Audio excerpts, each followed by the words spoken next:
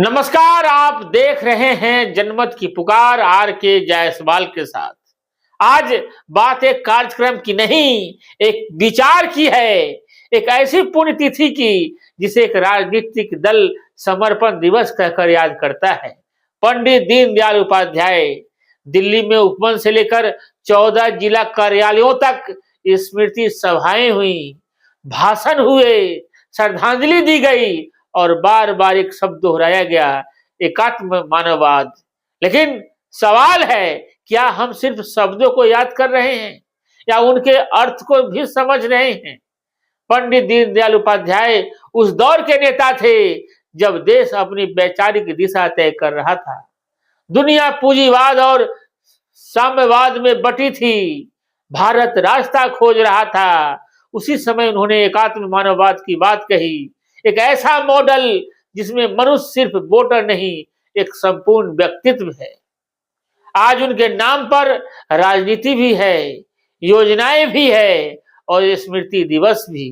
लेकिन क्या उनके विचार आज की राजनीति में दिखाई देते हैं या सिर्फ भाषणों में सुनाई देते हैं? नेताओं ने कहा कि अंत्योदय यानी अंतिम व्यक्ति तक विकास। यह विचार सुंदर है, पर क्या अंतिम व्यक्ति आज भी अंतिम कतार में खड़ा नहीं? जब किसी विचारक को याद किया जाता है तो असली श्रद्धांजलि मरणपण नहीं, आत्ममंथन होती है। क्या राजनीति सेवा का माध्यम रह गई है या सेवा अब राजनीति का माध्यम बन गई है? पंडित दीनदयाल उपाध्याय की सादगी की राजनीति के प्रतीक माने गए। आज राजनीति की सादगी कहाँ है, पोस्टरों में या व्यवहार में?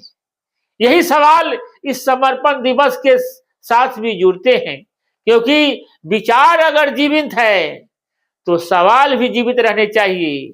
विचारधारा और आज की राजनीति का रिश्ता क्या है? पंडित दीनदयाल उपाध्याय ने एकात्म मानववाद दिया, जिसमें व्यक्ति, समाज और राष्ट्र तीनों एक दूसरे से जुड़े हैं।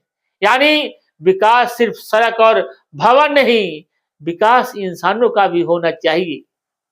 आज योजनाएं हैं, गरीब कल्याण, उज्ज्वला, आयुष्मान, किसान सम्मान निधि। सरकार कहती है ये अंत्योदय की दिशा में कदम है, लेकिन लोकतंत्र में सवाल पूछना विरोध नहीं होता, जवाबदेही की प्रक्रिया होती है।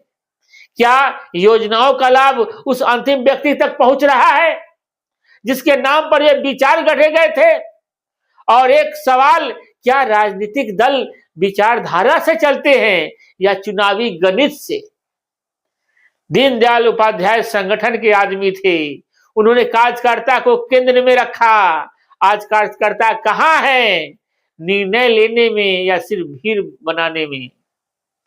विचारधारा तब जीवित रहती है जब वह असहमति को भी जगह दे, जब वह सवालों से डरती नहीं, क्योंकि विचार अगर मजबूत है तो बहस से और मजबूत होगा। शायद किसी भी विचारक को सच्ची श्रद्धांजलि यही है कि हम उनके विचारों को राजनीतिक नारों से निकालकर जनजीवन की कसौटी पर परखें। तभी समर्पण दिवस समर्पण स्मरण से आगे बढ़कर अर्थपूर्ण बनता है। आखिर तक वीडियो देखने के लिए बहुत बहुत धन्यवाद। मिलते हैं किसी नई खबरों के साथ। नमस्कार। अगर आपने हमारा अभी तक चैनल सब्सक्राइब नहीं किया है तो कृपया चैनल सब्सक्राइब कर लें, लाइक करें, शेयर करें, कमेंट करें। तो मिलते हैं फिर किसी और खबरों के साथ।